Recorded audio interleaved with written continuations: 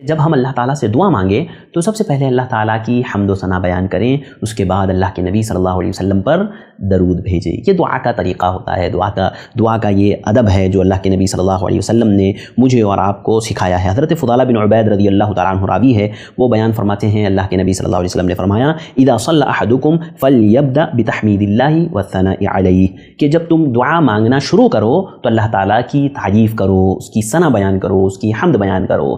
تو مجھے اور آپ کو چاہیے کہ ہم اللہ تعالیٰ کی حمد بیان کریں، اللہ کی تعریف کریں، اللہ کی ثنا بیان کریں۔ دیکھیے بہت آسان ہے، آپ جو زبان جانتے ہیں اس زبان میں آپ کہیں۔ آپ کہہ سکتے ہیں اللہ تعالیٰ تو کریم ہے، تو رحیم ہے، اللہ تعالیٰ تو ہم تمام کا پالنہار ہے، اے اللہ تو ہم تمام کا رب ہے، تو ہمیں کھلانے والا، پلانے والا، مارنے والا، جلانے والا ہے۔ جتنی تعریف ہو سکتی ہے، جتنی حمد ہو سکتی ہے، ہم اللہ کی بیان کریں۔ یہ دعا کی آداب میں سے ہے یقیناً۔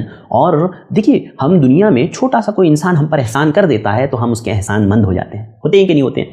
آپ پر اگر آپ مشکل وقت میں تھے، آپ پریشانی میں تھے، آپ کو پیسوں کی ضرورت تھی، آپ کو کسی نے مدد کر دی، آپ کو کسی نے پیسہ دے دیا، تو آپ اس کے شکر گزار ہو جاتے ہیں، آپ اس کی کتنا شکریہ آپ اس کا ادا کرتے ہیں، اور اپنے دل میں اس کا احساس میں اس کو محسوس رکھتے ہیں، یعنی اس کا احساس اپنے دل میں آپ رکھتے ہیں کہ بھائی اس نے مجھے ایک مشکل وقت میں میری مدد کی تھی، اور آپ کتنا اس کا ادب کرتے ہیں، کتنی اس کی تعریف بیان کرتے ہیں، چاہے اکیلے میں ہو، چاہے لوگوں کے سامنے ہو، آپ گفتگو میں اس کی تعریف بیان کرتے ہیں۔ تو وہ رب جس نے ہمیں بے پناہ نعمتوں سے نوازا ہے، وَإِن تَعُدُّوا نِعْمَةَ اللَّهِ لَا تُحْصُوهَا، کہ میں اور آپ اگر اپنے رب کی نعمتوں کو گننا چاہے تو ہم نہیں گن سکتے، ہم اس کو شمار نہیں کر سکتے۔ تو وہ ہمارا رب جس نے بے شمار نعمتوں سے ہمیں نوازا ہے، اتنی نعمتیں کہ جس کا شمار ہی نہیں ہے، تو ایسے رب سے ہمیں کتنا جو ہے اس کا احساس ہمارے دل میں کتنا ہونا چاہیے، کتنی اس کی عزت ہونی چاہیے، کتنی حمد و ثنا۔ خود انسان اگر اپنے جسم میں غور کر لیں، اس کے ہاتھ، اس کا چہرہ، اس کی ناک، اس کا کان، اگر سوچئے، اور دیکھیے صرف نعمت اللہ تعالیٰ نے نہیں دی، اس کو اس کی صحیح جگہ پر اللہ تعالیٰ نے رکھا بھی ہے۔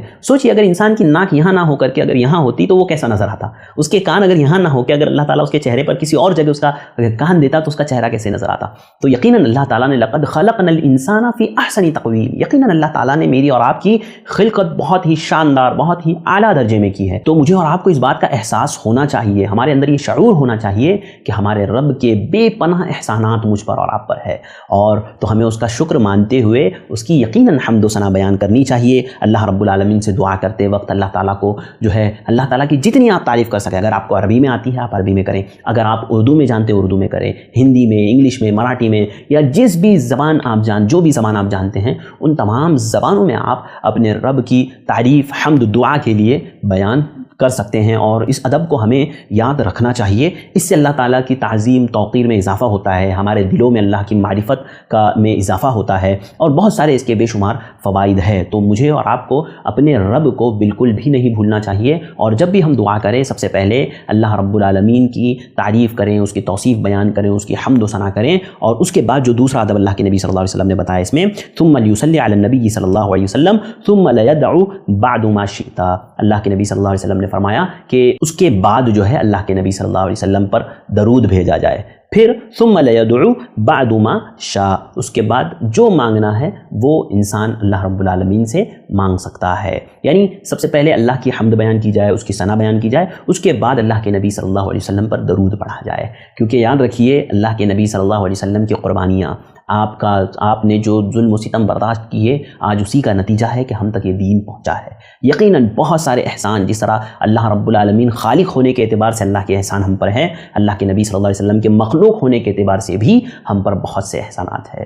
اللہ کے نبی صلی اللہ علیہ وسلم کی آپ قربانیاں یاد کیجئے، جتنی تکلیفیں ہو سکتی تھی ایک انسان کو، وہ ساری تکلیفیں اللہ کے نبی صلی اللہ علیہ وسلم کو ملی تھی اپنی زندگی میں، اور آپ صرف وہ اللہ کے نبی صلی اللہ علیہ وسلم کا وہ موقع جب آپ صلی اللہ علیہ وسلم لوگوں کو طائف گئے تھے دعوت دینے کے لیے، خالی آپ وہ ایک واقعہ یاد کر لے تو انسان خون کے آنسو روکتا ہے، جو حالت طائف والوں نے اللہ کے نبی صلی اللہ علیہ وسلم کی تھی۔ ہاں، اللہ کے نبی جب دعوت دینے کے لیے وہاں گئے تو ان لوگوں نے پتھر بچوں کے ہاتھ میں تھما دیا، اللہ اکبر، تاکہ وہ اللہ کے نبی صلی اللہ علیہ وسلم کو مار مار کر کے وہاں سے بھگا دے۔ اللہ میرا رب اس بات کا گواہ ہے کہ ہمارا وہ نبی ہے کہ جس نے پتھر کھائے، ان بچوں کے ہاتھ سے پتھر کھائے، لہو لہان ہو گئے، خون پورے جسم سے خون جاری ہو گیا، یہاں تک کہ آپ کی جو جوتیاں تھیں وہ خون میں لت پت ہو گئی، خون میں بھر भर गई, उसके बावजूद आपने ये दावती मिशन जो अल्लाह के नबी सल्लल्लाहु अलैहि वसल्लम लेकर के उठे थे, आपने उसको नहीं छोड़ा। आप एक एक कुर्बानियाँ अल्लाह के नबी की देख लें, आप शुमार नहीं कर सकते। उसके बावजूद अगर हम अल्लाह के नबी सल्लल्लाहु अलैहि वसल्लम को भूल जाएं तो ये आपके एहसानात की, जो मखलूक होने के एतबार से अल्लाह के नबी सल्लल्लाहु अलैहि वसल्लम के जो एहसानात मुझ पर, आप पर, हम पर है, उन एहसानात की जो है तौहीन होगी, उनकी नाकदरी होगी। और हम वो लोग हैं जो किसी की नाकदरी नहीं करते। यकीनन हमारे नबी सल्लल्लाहु अलैहि वसल्लम ने बहुत सारी कुर्बानियाँ दे करके जो है हम तक ये दीन पहुँचाया है। तो जब भी हम दुआ करें, अल्लाह के नबी सल्लल्लाहु अलैहि वसल्लम पर दरूद पढ़ना न भूलें। और दरूद के बेशुमार फ़ज़ाइल है। अल्लाह के नबी सल्लल्लाहु अलैहि वसल्लम का जब बंदा एक मरतबा मुझ पर दरूद पढ़ता है, अल्लाह ताला उस पर 10 रहमतें नाजिल करता है। दरूद पढ़ने के बेशुमार अपने अलग से फ़वाइद है, तो क्यों हम उन फ़वाइद से महरूम रहें। हमें चाहिए कि हम इन आदाब का ख्याल रखें और इन आदाब के ज़रिए से हमें अज्र मिलेगा। याद रखिए, जब इन आदाबों को हम मलहूज़ रखेंगे ना, तो इंशाअल्लाह हर आदाब पर हमें अज्र मिलेगा। यकीनन अल्लाह ताला देने वाला है। और उसमें जो पढ़ेंगे उस पर अज्र कितने, मतलब अज्र की भरमार है।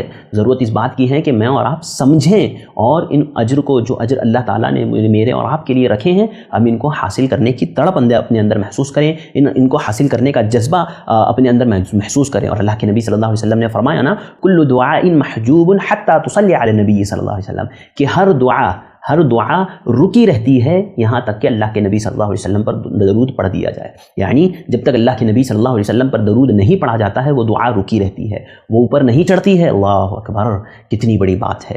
तो मुझे और आपको चाहिए कि हम इस अदब को याद रखें, हम इस अदब को अपने जहन में रखें, अल्लाह के नबी की कुर्बानियों को हम याद रखें। याद रखिए, जब तक हम ये चीज़ें याद नहीं रखेंगे ना, तो मतलब एक एहसास, एक जज्बा जो होना चाहिए मेरे और आपके दिल में, वो पैदा नहीं होगा। इसी तरह जब अगर हम अल्लाह की मारिफत को हासिल करना चाहते हैं, तो हमें अल्लाह के एहसानात को याद रखना होगा। इसी तरह अल्लाह ताला के ताल्लुक से बातें जाननी होगी। इसी तरह हम अल्लाह के नबी की मोहब्बत अपने दिल में हकीकी तौर पर पैदा करना चाहते हैं, तो हमें अल्लाह के नबी की सीरत को पढ़ना होगा, उसको समझना होगा, आपकी अहादीस को पढ़ना होगा, उसको समझना होगा। तभी जाकर के ये मोहब्बत, ये उल्फत और ये जज्बा मेरे और आपके अंदर पैदा होगा।